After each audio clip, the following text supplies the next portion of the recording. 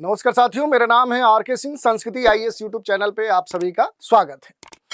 आज के एपिसोड में एक बड़े ही महत्वपूर्ण योजना की हम चर्चा करने वाले हैं जो इस समय खास तौर पे चर्चा में है। योजना का नाम क्या है? तो आयुष्मान सहकार योजना। तो इसी योजना के बारे में बेसिक जो जानकारी है उस पर हम चर्चा करेंगे। चलिए देख लेते हैं। सबसे पहले अगर हम बात करें कि न्यूज है क्या, आयुष्मान जो सहकार योजना है ये आखिर चर्चा में क्यों है, तो पीआईबी की वेबसाइट पर जाएंगे तो यहाँ पर इस योजना के बारे में विशेष तौर पे जानकारी दी गई, क्योंकि हाल ही में केंद्रीय गृह और सहकारिता जो मंत्री हैं राज्यसभा को आयुष्मान जो सहकार योजना है उसके बारे में डिटेल से जानकारी दी। और इसी कारण से देखेंगे तो ये जो योजना है आयुष्मान सहकार जो योजना है, जो स्वास्थ्य और संरचना का सहकारिता मॉडल है, ये खास तौर पे चर्चा में है। फरवरी माह में ही देखें तो पीआईबी की जो वेबसाइट है वहाँ पर इस योजना के बारे में डिटेल से जो जानकारी है वो दी गई है।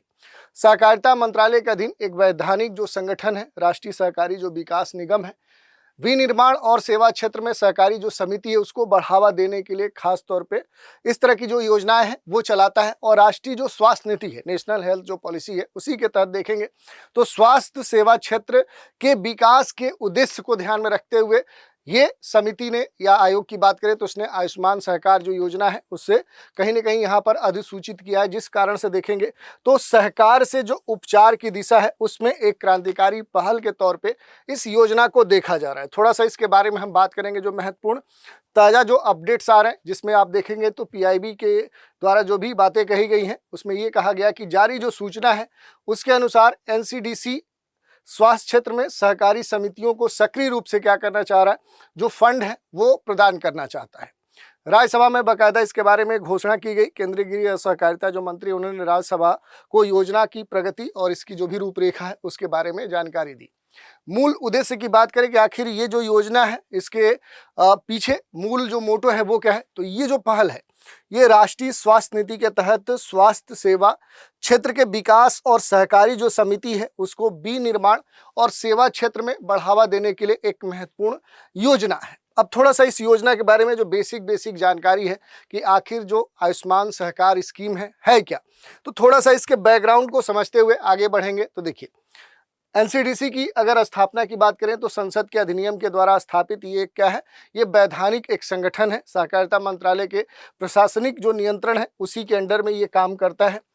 अगर हम जनादेश की बात करें तो सहकारिता सहकारी समितियों का कह सकते हैं गर्व है और सहकारी जो सिद्धांत है उस पर उत्पादन, प्रसंस्करण, विपणन, सेवा की जो गतिविधियां हैं उसको बढ़ावा ये देता है। अगर राष्ट्रीय स्वास्थ्य नीति की बात करेंगे तो आयुष्मान सहकार योजना को इस नीति के लक्ष्यों के अनुरूप विशेष रूप से अधिसूचित किया गया है और इसका उद्देश्य वही है कि स्वास्थ्य सेवाओं में जो सहकारिता मॉडल है उसको क्या किया जाए, एकीकृत किया जाए। और इसी कारण से देखेंगे तो ये जो सहकार आयुष्मान सहकार जो योजना है जो एक राष्ट्रीय सहकारी विकास निगम की ही सबसे महत्वपूर्ण योजना मानी जाती है, जिसके तहत पहले हमने बताया कि सहकारी जो भी समितियां हैं उनका जो समग्र स्वास्थ्य जो सेवा है और संरचना है, शिक्षा है, इनकी जो सेवाएं हैं उनके लिए वित्तीय जो सहायता है वो प्रदान की जाती है। कुछ और बातें हैं जिन पर एक एक करके हम चर्चा कर सकते हैं। जैसे ये जो योजना है इसका जो विजन है और जो मोटो है उसकी अगर हम बात करें तो सबसे पहला जो उद्देश्य है वो है सस्ते दर पे स्वास्थ्य जो सुविधाएं हैं वो प्रदान करना।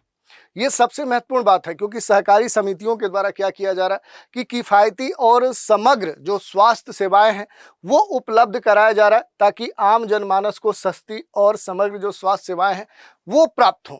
इसमें अगर हम बात करें जैसे आयुष संवर्धन की बात की जा रही, आयुर्वेद हो, योग हो, यूनानी हो, सिद्धि हो, इनकी जो मुख्य धाराएं हैं उनको अब सबसे अवेयर करना, सबके लिए उपलब्ध कराना, इनको बढ़ावा देना। और दूसरी बात जो डिजिटल मिशन है, राष्ट्रीय जो डिजिटल स्वास्थ्य मिशन है उसमें इसकी भागीदारी सुनिश्चित करना। जो भी राष्ट्रीय स्वास्थ्य नीति है उसके लक्ष्यों को प्राप्त करना।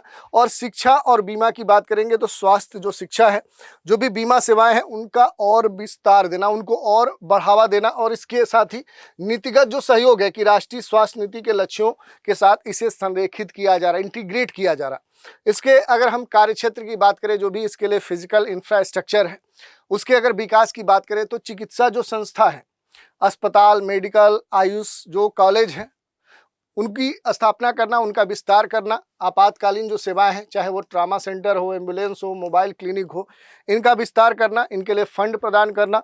विशिष्ट जो केंद्र हैं, मातृ और शिशु स्वास्थ्य जो सेवाएं हैं, मानसिक जो स्वास्थ्य केंद्र है, उनकी स्थापना, उनका विस्तार करना, निदान और समर्थन के स्तर पे देखेंगे तो ब्लड बैंक या इस तरह के जो भी महत्वपूर्ण जो टेस्ट हैं, उनसे जुड़े हुए जो लैब हैं, उनकी सेवाएं उपलब्ध कराना और इसके संदर्भ में जो भी आयुष फार्मास्यूटिकल विनिर्माण इकाइयां हैं, उनकी स्थापना करना।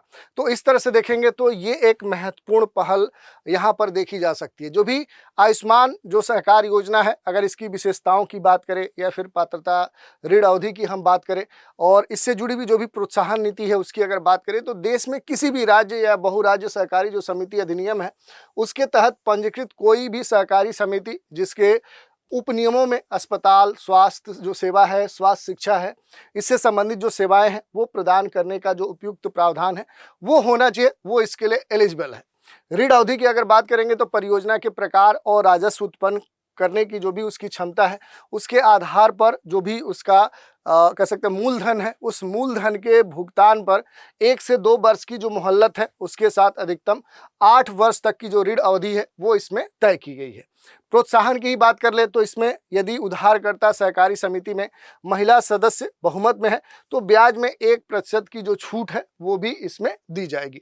तो इस तरह से पूरा इसका ब्यौरा दिया गया है कि सहकारी जो स्वास्थ्य सुविधाएं हैं उनके आधुनिकीकरण का जो समर्थन है वो इसमें किया जाए, स्वास्थ्य जो सेवाएं हैं उनकी जो अवसंरचना है उसकी स्थापना का समर्थन करे। तो इस तरह की बात की गई। कार्य क्षेत्र पहले हमने देखा कि समग्र कार्य क्षेत्र को इसमें शामिल किया गया। योग केंद्र, पंचकर्म जो केंद्र है, आयुष जो आधारित जो कल्याण केंद्र है, टेलीमेडिसिन की बात की जा रही है, आईसीटीसी आधारित जो सेवाएं हैं, सूचना और संचार तकनीक है, डिजिटल एकीकरण की बात की जा रही है कि राष्ट्रीय डिजिटल जो स्वास्थ्य मिशन है उसके साथ इसे इंटीग्रेट किया जाए और बीमा के स्तर पे IRDA के द्वारा जो भी मान्यता प्राप्त स्वास्थ्य बीमा गतिविधियां हैं जिसमें आयुष अधिकारियों के संहिता मान्य जो भी स्वास्थ्य बीमा विश्वास है उसकी गतिविधियां को कहीं ना कहीं इससे इंटीग्रेट किया जाए। तो इस तरह की बात दी गई है।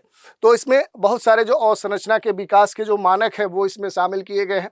डिजिटल जो स्वास्थ्य है, दूसरी जो बात कही गई, जो बार बार हम कह रहे हैं कि जो डिजिटल स्वास्थ्य है उस पर खास तौर पे क्या किया जा रहा है, फोकस किया जा रहा है, क्योंकि ICT आधारित जो स्वास्थ्य सेवाएं हैं, डिजिटल जो स्वास्थ्य मिशन है उससे जोड़ने की बात की जा रही है। IRDA के द्वारा जो भी मान्यता प्राप्त जो स्वास्थ्य गतिविधियां हैं उनके संचालित करने की बात की गई है।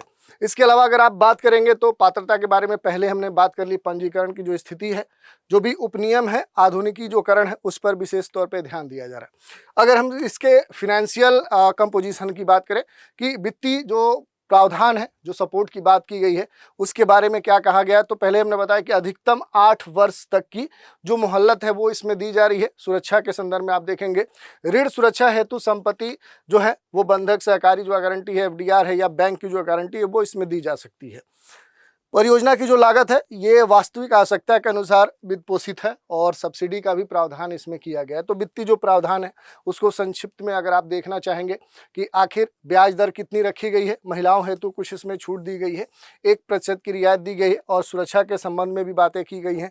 सब्सिडी के संदर्भ में केंद्र राज्य सरकार की जो अन्य योजनाएं हैं उनसे भी इसका संयोजन हो सकता है। और विशेष जो प्रावधान है, जो कि हम बता रहे हैं कि महिलाओं के लिए विशेष प्रावधान दी गई है, 1% की जो ब्याज छूट है वो खास तौर पे महिलाओं के संदर्भ में दी जा रही है कि यदि उधारकर्ता जो भी कह सकते हैं सहकारी समिति में महिला सदस्यों की संख्या अगर मेजोरिटी में है, अधिक है, तो उन्हें ब्याज दर में 1% की प्रोत्साहन छूट के तहत ब्याज दर में छूट दी जाएगी।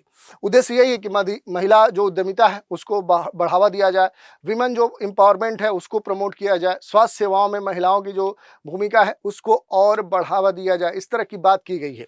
और ये देने के पीछे अगर आप देखेंगे, अगर महत्व की हम बात करेंगे तो पहला महत्व ये कि गवर्नेंस के स्तर पे, सोशल जस्टिस के स्तर पे जो स्वास्थ्य नीति है उसका क्रियान्वयन सही तरीके से हो जाए, सहकारी जो मॉडल है उसको स्थापित किया जाए, सार्वजनिक जो निजी भागीदारी है उसको सही तरीके से सहकारिता मॉडल के तहत लागू किया जाए। और दूसरी बात देखिए, अगर इकोनॉमी के संदर्भ में देखेंगे तो जो सहकारी क्षेत्र है उनका जो वित्त पोषण है वो लगातार किया जा रहा है। ग्रामीण और अर्ध शहरी जो क्षेत्र है उसमें स्वास्थ्य और अवसंरचना में जो निवेश है उसकी बात यहाँ पर देखने को मिल रही है।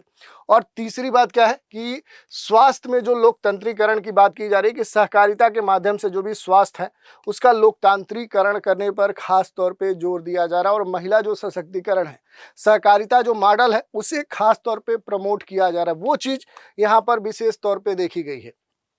अगर हम इस पूरी योजना के संदर्भ में अगर सकारात्मक पहलुओं की बात करेंगे तो देखिए, अगर पॉजिटिव जो भी महत्वपूर्ण बिंदु हैं उसमें जो सामुदायिक जो भागीदारी है वो सबसे महत्वपूर्ण बात कही जा रही है।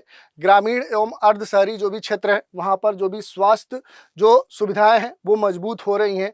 आयुष है, आधुनिक जो चिकित्सा है उसका एक इंटीग्रेशन देखने को मिल रहा है, प्रभावी जो क्रियान्वयन है वो देखने को मिल रहा है। लेकिन इसके अलावा कुछ लिमिटेशन भी है, कुछ चुनौतियाँ हैं, जैसे सहकारी समितियों का जो प्रबंधन क्षमता है उसमें कमी देखने को मिली है। वित्तीय अनुशासन बनाए रखना सबसे बड़ी चुनौती है, और विभिन्न राज्यों में यानी भारत के अलग अलग राज्यों के स्तर पर आप देखेंगे तो उनमें असमान जो क्रियान्वयन है वो एक बड़ी चुनौती है। तो इस तरह की जो दिक्कतें हैं वो देखने को मिल रही है। ओवरऑल अगर हम बात करें कि इस पूरे आयुष्मान जो सहकार योजना है तो ये स्वास्थ्य क्षेत्र में अगर आप देखेंगे तो सहकारिता आधारित जो मॉडल है उसको मजबूत निश्चित तौर पे करती है। ये योजना जो है ये राष्ट्रीय स्वास्थ्य नीति के तहत कहीं ना कहीं देखें तो उसके जो लक्ष्य हैं उनको प्राप्त करने में सहायक है, और इसके साथ ही जो स्वस्थ भारत है उसके निर्माण के लिए एक महत्वपूर्ण जो कदम है वो भी सुनिश्चित करती है। हाँ, इसमें सबसे खास बात क्या है कि इस योजना को यदि प्रभावी तरीके से इसका क्रियान्वयन सुनिश्चित किया जाए तो ये जो योजना है ये ग्रामीण भारत में स्वास्थ्य जो सेवाएं हैं उनके लोकतंत्रीकरण का एक सशक्त जो माध्यम है वो बन सकती है। तो ओवरऑल देखें तो स्वस्थ भारत के निर्माण में इसकी जो योजना है आयुष्मान सहकार योजना, इस योजना का अंतिम लक्ष्य है। तो इस योजना के बारे में जो बेसिक जानकारी थी उस पर हमने बात की। तो आज के एपिसोड में इतना ही। आप सभी हमारे साथ बने रहें, इसके लिए धन्यवाद।